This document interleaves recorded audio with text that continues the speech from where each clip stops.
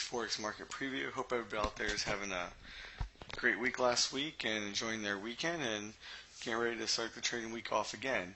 So let's take a look at this Euro US dollar. We haven't looked at this currency pair in quite some time.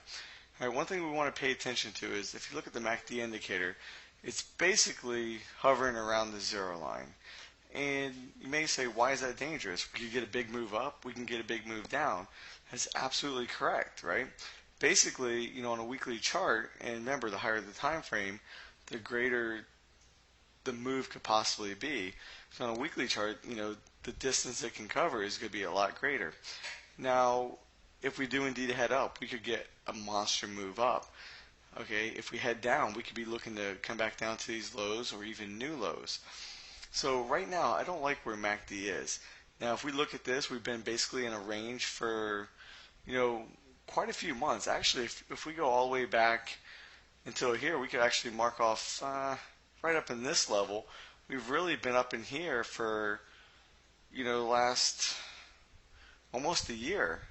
We spiked up a little bit, but, came back into this range. So almost for a year now, we've been caught up in this range on a weekly chart. Now, when we dive into this on a daily chart, here's where it gets a little bit better. Okay, we've had an explosive move up off the low, and price is chugging up basically all last week. But, right now, MACD is showing that the bulls are in control, but, if we just meander and start coming back up here, I think we may set up a MACD divergence. Not quite sure yet. Another thing that we want to pay attention to is pull fib from swing high down to swing low. You can see right now we closed right at the 78.6 retracement level. Now, normal retracement levels are the 61.8 and the 78.6 Fibonacci levels. Okay, we're at the 78. So if we pulled back here, that would be normal. If we continue up higher on Sunday and Monday, we're probably going to come back up and test this swing. Now, let me zoom out. If we break this swing point right here, we're going to be looking at an external retracement at 127. Also, we're going to want to pull our Fibonacci price level down here, retracement level tool, and we'll have a little confluence channel, or actually it's quite wide. It's about 100 pips wide. Basically from the 135 all the way up to the 136 level. If we breach that, then I think, this high up here is in the cards. Okay, that's kind of the bullish case scenario. Now, what's the bearish case scenario? And this is kind of twofold, okay? We can have two different scenarios kind of play out.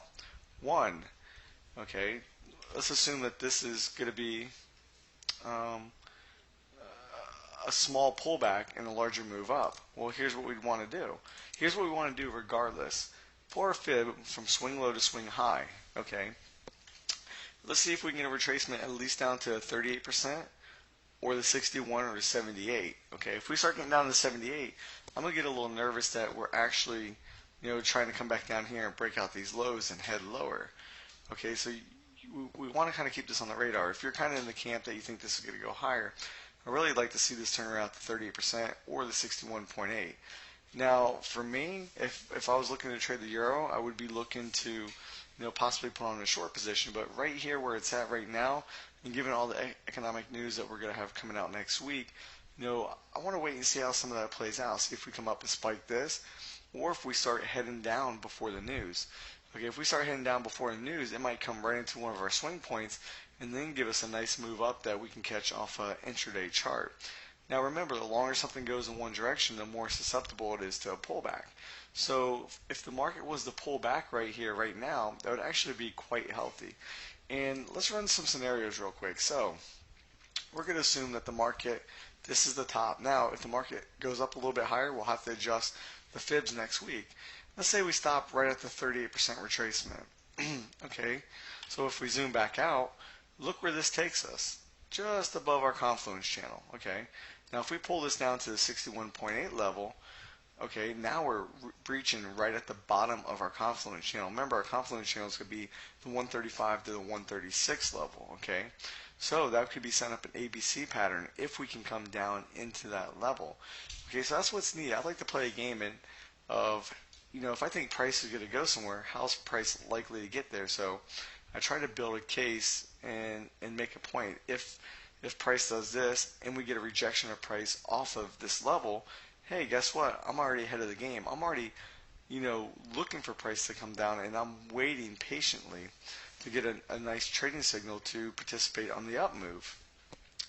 Now, what would we like to see at the 61.8 level if price can indeed make it down there?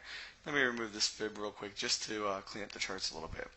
Okay, well, if we seen a candle, actually I'm going to clean up the charts a little bit more. I'm going to drop a horizontal line right there, and that horizontal line represents 61.8.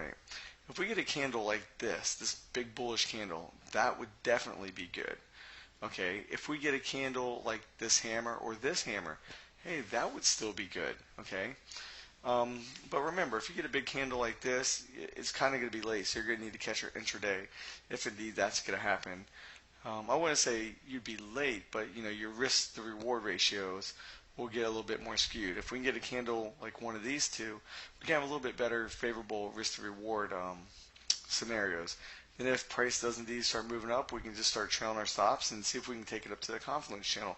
Confluence channel being 135 to the 136 price level. Alright guys, this week, August 4th on Saturday at 6 p.m., we're going to host a Forex webinar. I talked a little bit about it in last week's video, I believe, and I sent out an email this week to all the current members of the website. And, that's good for the free members as well as, our paying subscribers. So, and what that email was is an invite. I'm only hosting it. I only have 100 seats available. And actually, I don't even have that many seats as of yet. So, if you're not currently signed up to our email, you may want to get signed up. That way, in the future, when we host webinars, you can get the invite, 2 to 3 days before I post it on the website and actually send it out to, non-members. So, and here's what you can do. So, if you're not a member yet, kind of like last week, here's what you can do. Alright, so here's what you can do. You can go to epitomytrading.com, click over here on the tab Forex Webinars. You can scroll down on the page, and when you do so, I'm going to have the link right down here saying August 3rd Forex webinar.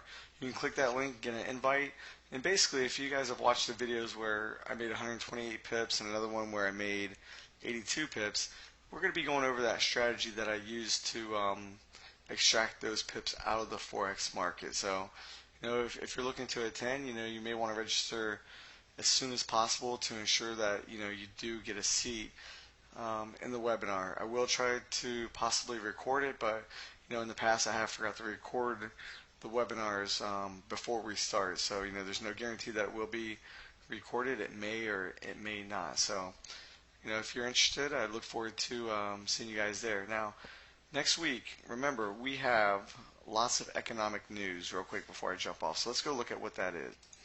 Alright guys, I was trying to pull up the economic calendar and it looks like Forex Factory is under maintenance right now. So I'm unable to pull that up right now. But next Wednesday, and I believe it's at 2 p.m.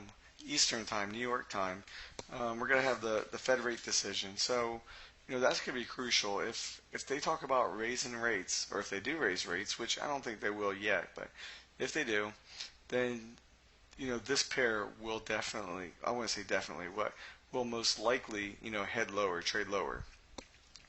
Also, as you guys know, those of you that have been trading for a while,